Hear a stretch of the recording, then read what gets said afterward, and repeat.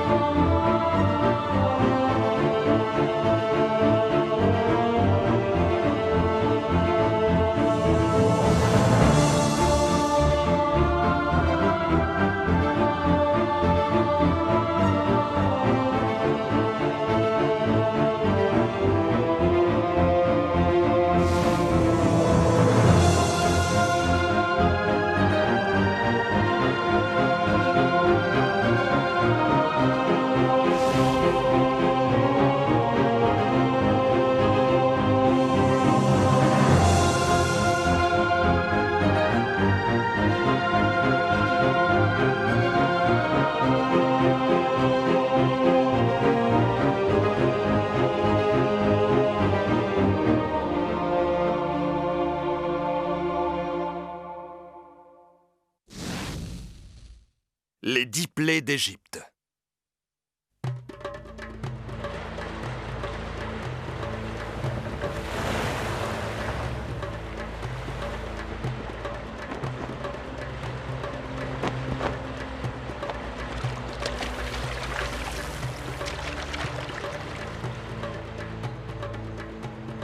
Ils ne vont plus leur donner de paille pour fabriquer les briques de terre. Et pourquoi ils font ça? Parce que Aaron et Moïse ont demandé au pharaon de libérer les Hébreux.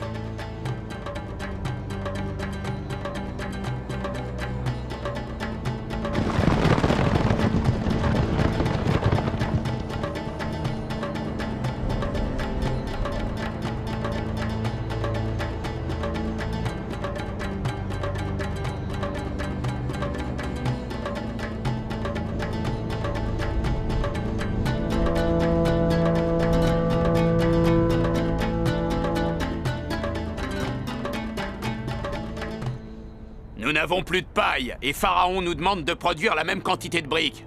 C'est trop dur, nous ne pouvons plus vivre ainsi. Il est temps que les choses changent pour nous, Moïse. Tu nous as dit que le Très-Haut nous a promis une terre où coulerait le lait et le miel, mais notre servitude est de plus en plus insupportable, et Pharaon nous maltraite. Quand serons-nous libérés? Ne perdez pas courage, car Dieu a dit « Je suis Yahvé, et je vous ferai sortir de dessous les fardeaux des Égyptiens, et je vous délivrerai de leur esclavage, et à coup sûr je vous ferai entrer dans le pays que j'ai promis de donner à Abraham. » Je suis bien vieux et je ne serai pas là pour voir de mes propres yeux la parole de notre Créateur se réaliser.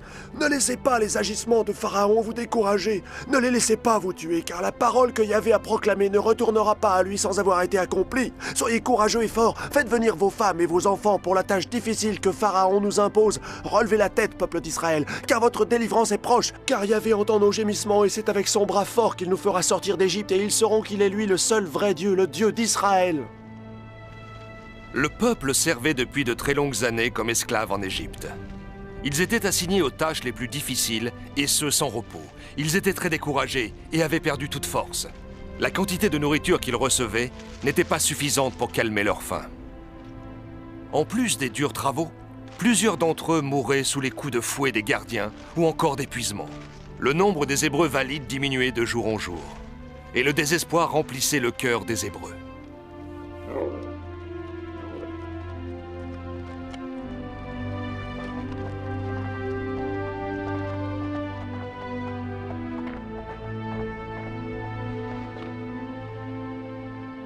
Et toi là-bas! Oh, ces Hébreux, un peuple de voleurs! Et Pharaon dit, « Vous ne pourrez plus, comme avant, rassembler de la paille pour la donner aux Hébreux pour qu'ils fabriquent des briques. D'autre part, continuez de leur imposer la même quantité de briques qu'avant. Vous ne devez faire aucune diminution pour eux, car ils se relâchent. C'est pourquoi ils crient en disant, « Nous voulons partir, nous voulons sacrifier à notre Dieu. Que le service soit lourd sur les hommes, pour qu'ils ne prêtent plus attention aux paroles mensongères de Moïse et d'Aaron, son frère. » Le peuple continuait de gémir, car leur travail était devenu plus pénible. En plus de fabriquer des briques, ils devaient parcourir le pays pour trouver eux-mêmes de la paille. Après cela, le peuple se rassembla et dit à Moïse que Yahvé te regarde et te juge, puisque tu as fait en sorte que Pharaon soit en colère après nous et que ses serviteurs prennent des épées dans leurs mains pour nous tuer.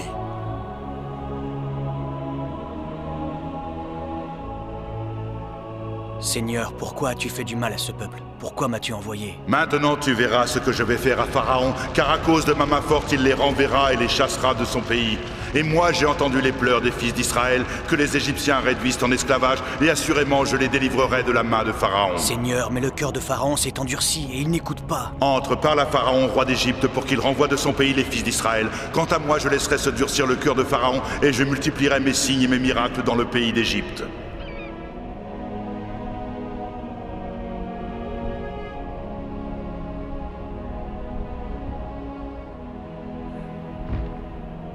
Après avoir parlé au Créateur, Moïse appela Aaron. Accompagnés des chefs de la maison de leur père, les anciens, ils se rendirent chez le Pharaon pour lui demander de laisser le peuple partir 3 jours dans le désert, rendre hommage à leur Dieu Yahvé.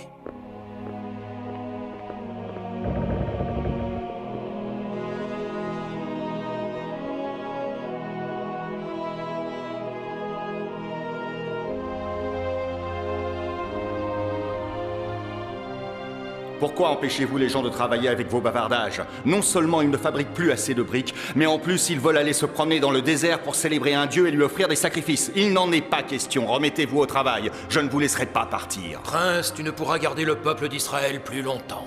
N'oubliez pas que depuis plusieurs générations, vous êtes mes esclaves. Vous devez obéir, sinon vous aurez de sérieux problèmes.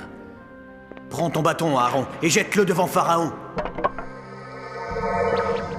Qu'est-ce que c'est que ça? Que représente ce serpent? Quelle est cette sorcellerie? Que cherchez-vous à nous démontrer? Vous, mes magiciens, agissez, faites-moi disparaître ce serpent tout de suite. Puissant n'est Chaos, dieu des ténèbres, montre-toi. Rat, dieu du soleil qui nous donne de la lumière chaque jour. Apolis et Anubis, accordez-moi vos pouvoirs et vos esprits. Maintenant, dévorez-le. Faites-le disparaître tout de suite.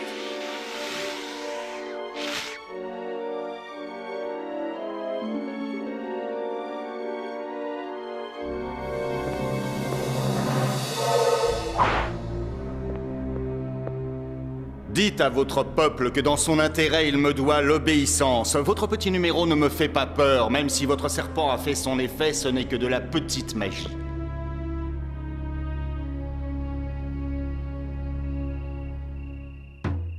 Les jours passaient péniblement pour les Hébreux. Le cœur de Pharaon se durcissait et il obligeait les fils d'Israël à travailler. Il refusa de les laisser quitter le pays. Son cœur était devenu très dur et il ne voulut pas les laisser partir. Et le Seigneur parla encore une fois à Moïse en disant: Le cœur de Pharaon est dur et il est obstiné. Il refuse de laisser mon peuple sortir d'Égypte. Va vers lui demain et tu devras lui dire qu'il doit laisser sortir mon peuple dans le désert, car je lui ai demandé d'aller me rendre un culte.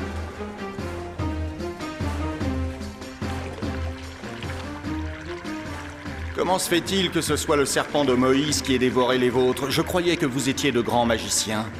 Vous m'avez beaucoup déçu. Nous parlions d'eux à l'instant, et les voici qui arrivent.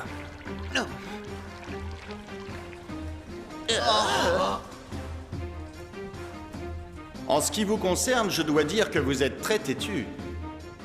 Jamais vu plus entêté que vous. Depuis quand et depuis combien de temps votre peuple réside comme étranger parmi nous en Égypte? Hein, depuis quand? Il y a bien plus de 100 ans, Pharaon, plus de 100 ans. Et moi, je vous dis que vous passerez encore plusieurs années dans le pays, des centaines d'années encore. Maintenant, dites ce que vous avez à dire et disparaissez, laissez-moi en paix. Yahvé, le dieu des Hébreux, m'a envoyé pour te dire « Renvoie mon peuple pour qu'il me serve dans le désert ». Si tu n'écoutes pas et que ton cœur reste endurci, tu seras châtié sévèrement. Et comment cela? J'aimerais savoir comment votre dieu peut punir Pharaon. Tu verras et tu sauras que c'est la main du Très-Haut.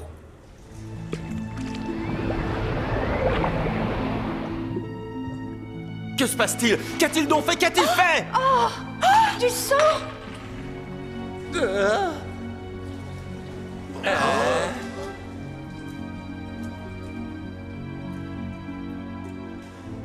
Qu'avez-vous fait? Comment avez-vous fait ça? Qui vous l'a appris? Tends ta main sur les eaux de l'Égypte, sur leurs fleuves, sur les canaux de leur Nil, sur toutes leurs eaux pour qu'elles deviennent du sang. Les poissons qui étaient dans le Nil moururent, et le Nil devint puant. Les Égyptiens ne purent boire l'eau du Nil. Il y eut du sang dans tout le pays. Tous les Égyptiens creusèrent tout autour du Nil pour trouver de l'eau à boire. Je veux boire de l'eau, maman, s'il te plaît, je veux boire.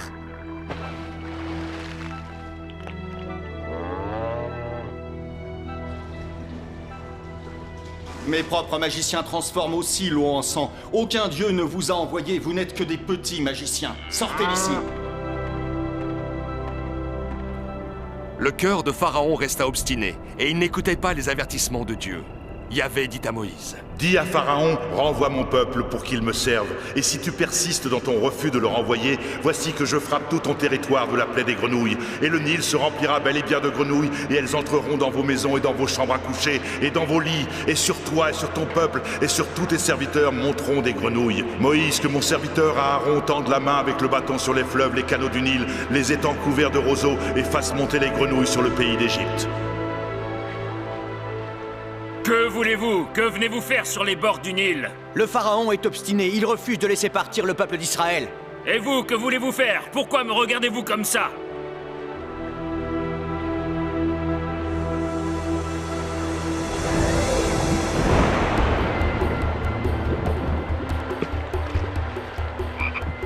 Mais qu'est-ce que tout ça veut dire? Hors d'ici! Hors d'ici! Comment ont-ils réalisé cela? Ces hommes sont des magiciens très puissants. Ainsi, le pays tout entier fut frappé par la plaie des grenouilles. Et le Nil vomissait des milliers de grenouilles. Et elles montèrent et envahirent toutes les maisons, les bateaux, les temples, et grimpèrent sur les habitants et sur les animaux domestiques. Il y en avait partout. Pharaon finit par appeler Moïse et Aaron, et il les supplia d'éloigner les grenouilles et de les renvoyer au fond du Nil. Ensuite, il laisserait les Hébreux quitter le pays et aller dans le désert. Moïse en appela alors à Dieu, et les grenouilles commencèrent à mourir dans les maisons, dans les cours et dans les champs.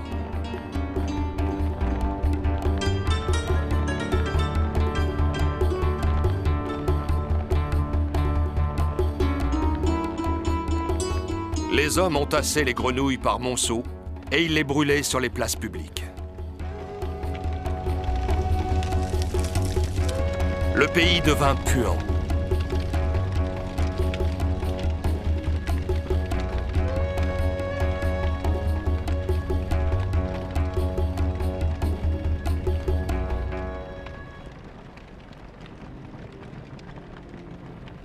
Lorsque le pharaon vit qu'un soulagement avait eu lieu, il oublia ce qu'il avait promis et il rendit son cœur insensible de nouveau.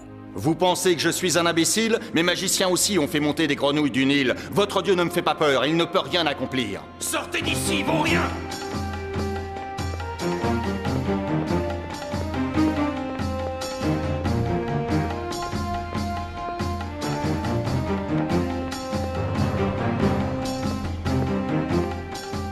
Quelle est la réponse de Pharaon cette fois? Il nous a encore dit non, il n'y a pas moyen de le convaincre. Le pharaon s'obstine toujours et continue à vouloir défier le grand Dieu. Alors que pouvons-nous faire pour sortir d'Égypte? Nous devons attendre jusqu'à ce que Pharaon se décide. Je ne crois pas que ce soit une question de volonté, car son cœur est fait de pierre. Aaron frappa son bâton dans la poussière de la terre. Un énorme nuage apparut. Il devint un nuage de moustiques qui se répandit dans tout le pays d'Égypte et sur les hommes et sur tous les animaux. Comme le cœur de Pharaon restait obstiné, Yahvé répandit sa quatrième plaie et de gros essaims de mouches commencèrent à pénétrer dans la maison de Pharaon et dans les maisons de ses serviteurs et ils envahirent tout le pays. Ainsi, toutes les maisons d'Égypte furent pleines de mouches et le pays se trouva ravagé à cause des temps. Et elles pourrissaient dans les réserves de grains. C'est incroyable! Nous ne pouvons rien faire, notre magie est impuissante contre ces mouches! L'orage viendra et il les dispersera. C'est toujours comme ça que ça se passe. Tout ce que nous devons faire, c'est attendre un peu. Vous êtes des vauriens, des incompétents. Quel genre de magicien êtes-vous? Vous êtes des incapables. Toute l'Égypte fut dévastée par les nuées de temps. Seule la région de Goshen où vivaient les Hébreux fut préservée. Finalement, Pharaon appela Moïse et Aaron de nouveau. Ils arrivèrent donc à son palais et attendirent. Il avait pris une décision. Mais avant de l'annoncer, il voulait d'abord connaître la réaction d'Aaron et de Moïse. Il leur dit: Je reconnais que vous êtes de très grands magiciens, des magiciens puissants. Combien voulez-vous que je vous paie pour que vous travailliez pour moi? Non, notre force vient de notre Dieu. Soumets-toi à sa volonté. Non, je ne me soumettrai jamais à la volonté du Dieu des Hébreux, et votre Dieu ne me fera jamais céder. Notre Dieu veut que tu laisses partir les Hébreux dans le désert. Il n'en est pas question. Dites à votre Dieu que je ne leur rendrai jamais leur liberté. Ce sont mes esclaves. Notre Dieu saura te soumettre à sa volonté, Pharaon.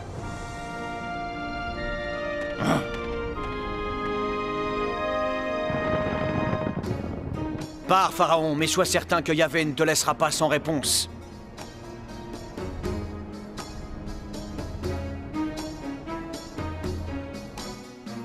Maman, tiens.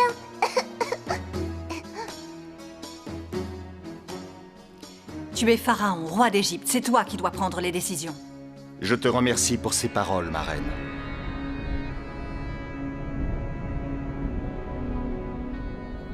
Mais Pharaon ne changea pas son attitude envers les Hébreux, et ils demeurèrent en Égypte. Puis Dieu dit à Moïse: Tends ta main vers le ciel, et je couvrirai de ténèbres épaisses l'Égypte, et une obscurité profonde recouvrira tout le pays. Moïse tendit la main, et durant 3 jours le pays tout entier fut recouvert de ténèbres, sauf Goshen, le lieu où résidaient les Hébreux, qui demeura dans la lumière. Personne ne pouvait sortir de sa maison. Et le cœur de Pharaon se durcissait comme Dieu l'avait prédit à Moïse. Et une fois encore, Yahvé parla à Moïse en disant: Lève ta main vers le ciel, je ferai pleuvoir demain à cette heure une grêle tellement forte qu'il n'y en eut jamais de semblable en Égypte. Il tomba de la grêle, et la foudre se mêlait à la grêle. La grêle frappa dans tout le pays d'Égypte, tout ce qui était dans les champs, depuis les hommes jusqu'aux animaux. Ce fut seulement dans le pays de Goshen, où étaient les enfants d'Israël, qu'il n'y eut pas de grêle.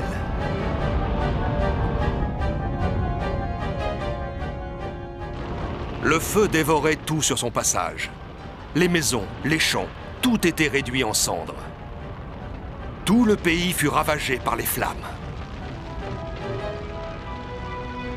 Votre Dieu est contre nous, qu'il arrête ce désastre, et je donne ma parole que je vous laisserai quitter le pays pour que vous alliez l'adorer.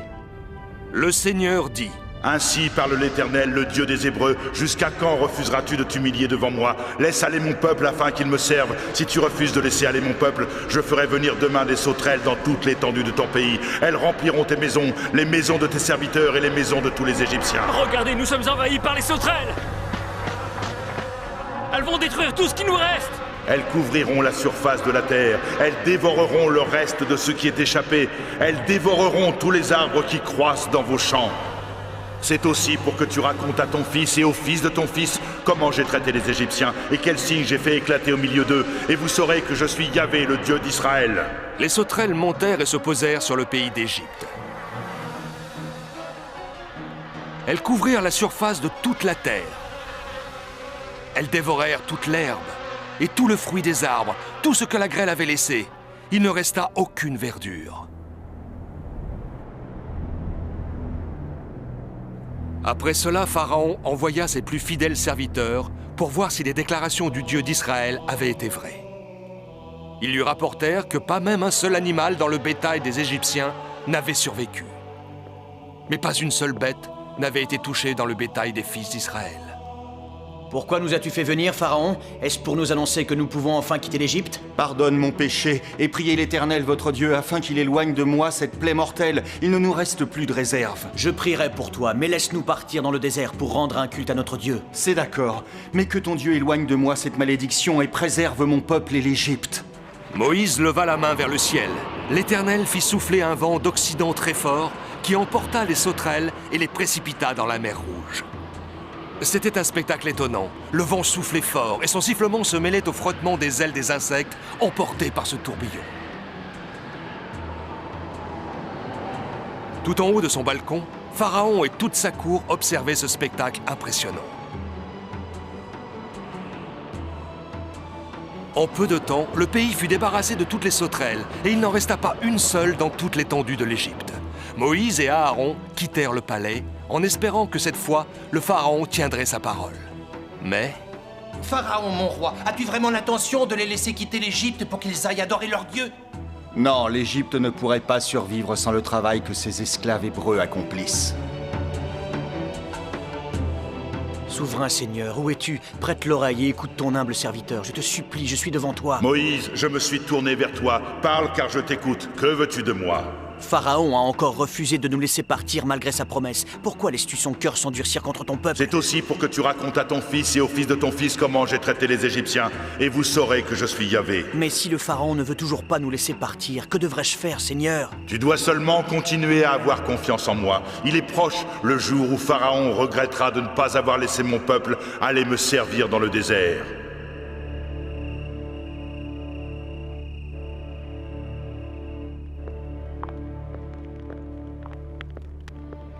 Pourquoi ne les laisses-tu pas partir dans le désert, Seigneur? Tu ne peux pas défier un Dieu, il est puissant. Si tu ne lui obéis pas, tu risques de mettre ton royaume en péril.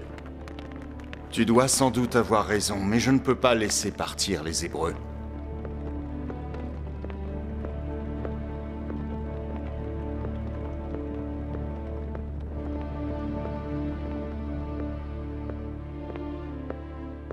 Je vois que vous êtes prêt à partir pour la terre que votre Dieu vous a promis. Nous t'avons averti, Pharaon, que nous devons quitter l'Égypte. Allez servir votre Dieu. Vos enfants devront aussi aller avec vous, mais votre bétail devra rester ici. Non, il ne peut en être ainsi, Pharaon. Tout notre bétail partira avec nous, car nous nous en servirons comme sacrifice pour notre Dieu Yahvé. Sors de chez moi, garde-toi de paraître encore en ma présence, car le jour où tu réapparaîtras, tu mourras. Très bien, Pharaon, tu ne me verras plus. Le soleil va revenir sur ton royaume, mais si tu ne laisses pas sortir le peuple d'Israël, la main de Dieu s'abattra très lourdement sur toi.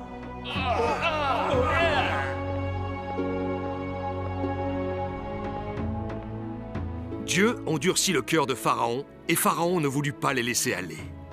Mais il se souvint des 10 plaies que le Dieu d'Israël avait fait venir sur lui et sur son peuple. Comme la 9e plaie qui s'abattit sur l'Égypte et plongea tout le pays dans une obscurité profonde durant 3 jours et 3 nuits. La 7e, un mélange de soufre et de grêle qui dévasta toutes les réserves du pays. Le bâton d'Aaron qui devint un gros serpent quand il le jeta au sol et dévora les 3 serpents des magiciens du palais. La première plaie qui transforma les eaux du Nil, tous les fleuves d'Égypte et les étangs en sang, polluant ainsi toutes les eaux du pays et tuant tous les poissons qui vivaient dans le Nil. De telle sorte que le pays devint une puanteur. Le jour où une quantité incroyable de grenouilles sortit du Nil pour se répandre dans tout le pays. Et elles montèrent et envahirent toutes les maisons, les bateaux, les temples. Et quand Aaron frappa la poussière du sol et qu'elle devint une armée de moustiques qui tourmentaient les hommes et les animaux. La 4e plaie, la plaie des mouches qui pénétraient dans les maisons des Égyptiens et contaminaient les animaux et polluaient les réserves de grains, laissant derrière leur passage la destruction et la mort.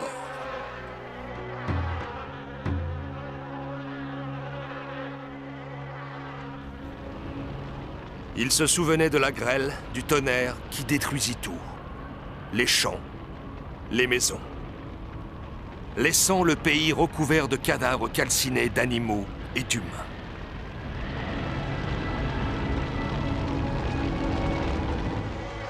L'invasion destructrice des énormes nuages de sauterelles affamés qui dévoraient tout ce qui se trouvait sur leur passage. C'est grâce à l'intervention de Moïse auprès de Dieu que l'Égypte fut préservée des insectes. Sortez d'ici et disparaissez à jamais de ma vue ou vous mourrez! Pharaon me méprise comme il méprise le reste de ton peuple, Seigneur. Aide-moi pour que je puisse le libérer de l'esclavage. Je suis le souverain Seigneur, Yahvé ton Dieu. Je suis celui qui est, et je marcherai avec toi, et tu ne devras pas craindre. Que ton nom soit béni à jamais, Seigneur.